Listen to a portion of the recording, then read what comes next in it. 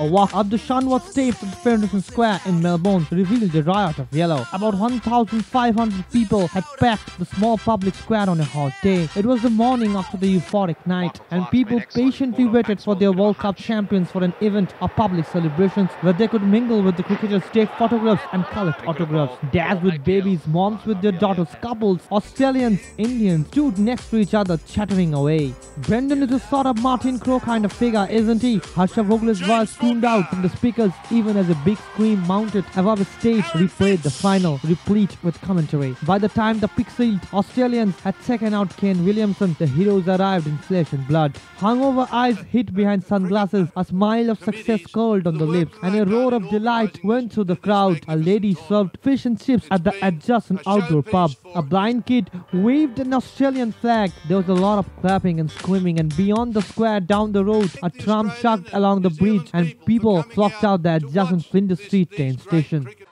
Ladies and gentlemen, can you please put your hands together for the 2015 ICC Cricket World Cup champions as they make their way on the stage. Ladies and gentlemen, Australia!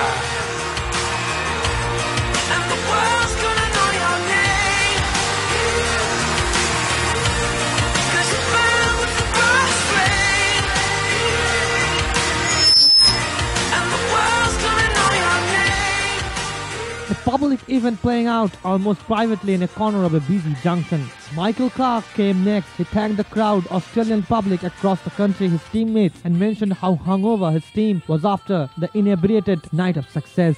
More laughter. Yeah, it was obviously a fantastic day, there's no doubt about it. Emotional, I'm not sure. I think it was a lot of happiness, a lot of joy. There's been a lot of work going into us having success, and all the boys are extremely proud. Michael, last 5 World Cups, Australia's won 4. That's total domination. It's a great sign. Hopefully a lot more to come. Michael, as a captain, as a player, I mean, just there's no better way to go out. You must just feel so proud looking back on yesterday, looking back on your entire one-day career. I'm extremely lucky to have had the opportunities I've had to play cricket for Australia. So whatever the result yesterday, in my opinion, it was the right time to go. Yeah, I don't believe in fairy tales, but it's probably as close as I'm going to get. Win the World Cup in front of our home fans is extremely special. So yeah, look, I'm over the moon. I'm a little bit hungover, but I'm over the moon. Michael, are you satisfied over your full international cricket one-day career? Say that again, sorry? Are you satisfied after winning the World Cup in ODI career? I'm very satisfied, yeah. Who's been the standout in the celebrations so far? I think the whole group's going strong. I think there's a few more, a bit of fun to have today as well. But now look, all the boys, we deserve to celebrate, so it's important. What was going on this morning on the roof of the hotel? All the boys taking photos. I've no idea what you're talking about, Brainy. Michael, you played really back-to-backers up throughout the course of the tournament? I think our bowlers have done a great job, yeah. They've played a huge part in us having success in this World Cup. Michael, say again? Will you ever say in your success as one-day captain? I don't think so. I don't think it's my place. I think it's up to the selectors. I think obviously Smitty's done a fantastic job when he's had the opportunity this summer. I think George Bailey deserves a lot of credit for playing a big part in getting this one-day team to #1 in the world. And I hope people don't forget that. But look, yeah, whoever gets that job, they'll do a great job. They'll continue to see Australia have success. And with a team like we've got at the moment, made my job so much easier. I didn't have to do much. Just throw the ball to one of them and they'll get wickets for me. So whoever gets it will do a great job. Michael, you played some tough cricket. You played some tough cricket. Michael, huge year of Test cricket ahead, Michael. Do you feel this can be a real launching pad to take into that Ashes tour and the West Indies first, obviously? Oh, I hope so. I think obviously we've got some time now before we go to West Indies. We've got some really tough Test cricket ahead. Obviously the Ashes are not far away. So yeah, I hope his confidence and the hard work. If we take the hard work into each series, I think we'll continue to have success. Michael, you played some tough cricket. Have I got a what, sir? Thought of handing over your jersey number 23 to anyone? I haven't thought about it. I think I'm going to give it back to Warnie. Michael, you played some tough cricket and then peaked at the right time. Do you think that some teams like India peaked early and did not play tough cricket when it mattered the most? I think India are a fantastic team. Thanks, guys. A few feet away, David Warner picks his baby from his wife Candice Falzon and tosses Ivy May up in the air. Down she came with a big smile on her face. You know, as a cricketer, you want to win as many series as you can, and I've won at Ashes now. You know, so moving forward, it's about enjoying this right now, and then concentrating on the Test match stuff. Can you describe the feeling of coming down, getting a reception like this from the fans? Look, 1 million people have turned out from both countries, Australia and New Zealand, to come watch. We can't thank the supporters enough for coming out and supporting us. You know, we've worked hard to get here today, and now we're giving back to Australia. We're world champions. Javid, is it the biggest moment in your career? Oh, so far, 100% one-day format, it definitely is. As a child, growing up, I never thought I would play in a World Cup in general, but to play in a World Cup final and be 1 from 1, I'm just grateful for this opportunity. Dave, Steve Smith just relished that role of batting at number 3 once he got put there this tournament. Do you think he can be a long-term Test and one-day number 3 now? Has he just fit that role beautifully? Yeah, I think Smudgy, you know, ever since he was in the team, you know, as a youngster, I think he came in the middle order, and he's always worked up, and he's always put his hand up to say, I'll bat up the order. And look, he's done a fantastic job so far, and you know, he'll do a very good job for Australia over the next 10 years, definitely at that position. David, how emotional was the moment when Michael said he's going to beat you after the World Cup final, and how emotional was it for the Australian cricketers before the start of the game?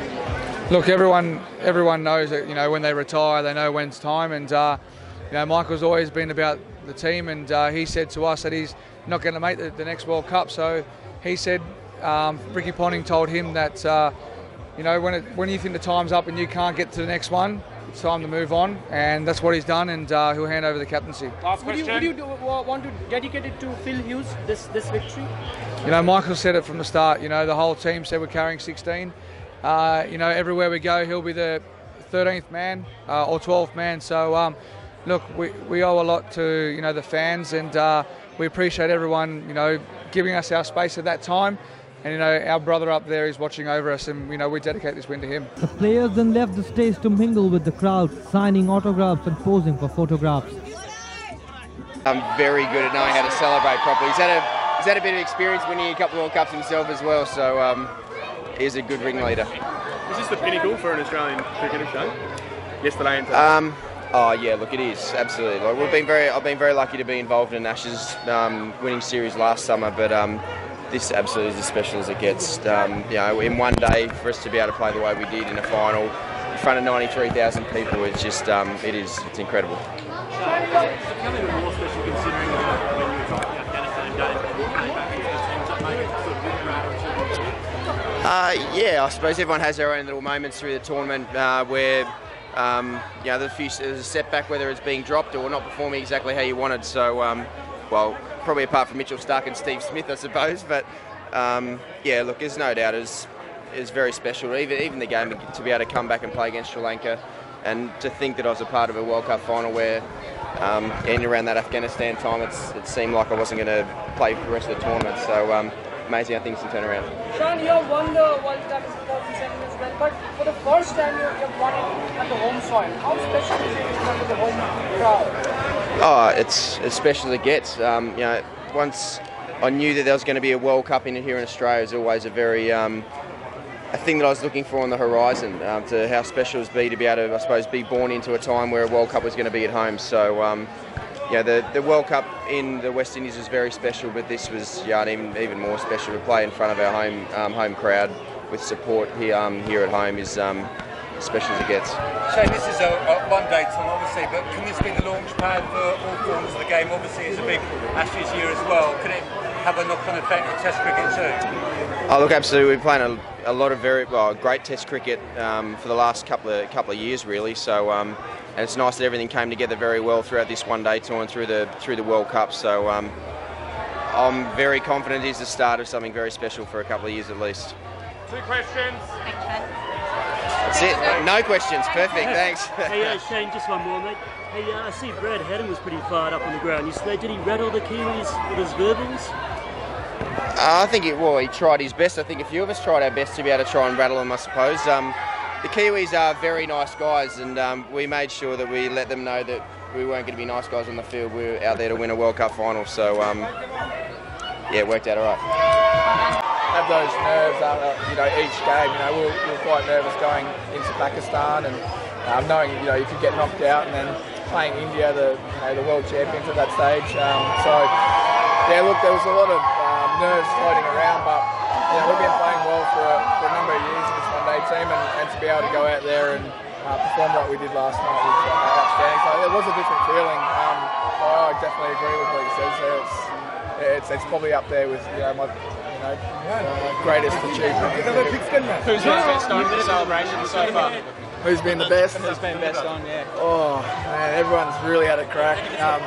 I've had sleep, which is good. So it means I can kick on later today. But the boys have really just soaked it up, and we've had our friends and family here, and like I said, having a World Cup in Australia it's been phenomenal, the support that we've had. In terms of Mitch Starc, such an outstanding World Cup, do you see now this is a launch pad for him to really translate that to Test cricket and stand alongside you as a real strike bowler in Test cricket as well?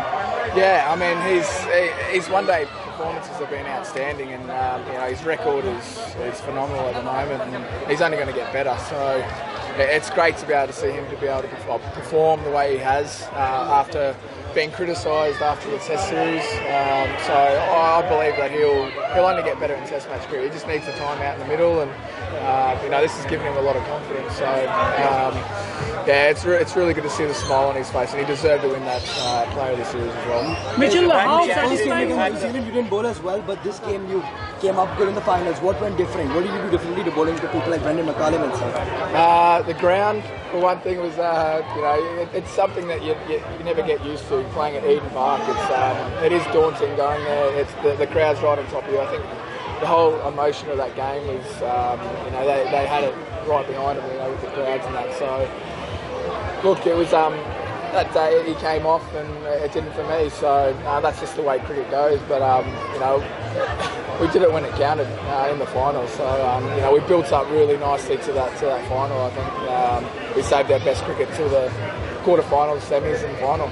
Mitchell, would you say Michael Clarke is the best captain you've played under? How do you rate his contribution in Australian cricket? Well, his record as captain is unbelievable. I think it's the fourth best all-time captain in one-day cricket. So the way he's captained, he's been aggressive. You see some of the fields that he really does play the game hard. So he's going to be missing our team as a captain. He's a strong captain, strong player with a great record. So it's just glad to see that he's been able to end his one-day career like this. Is Steve Smith the logical next man into that role now? You'd think so, but I mean George Bailey's there. He didn't obviously get his chance during this World Cup, and but yeah, look, there's two guys there that have put their hands up, I'm sure, and I would love to take that mantle. But Steve's done a great job as captain, and he's performed as well. So who knows?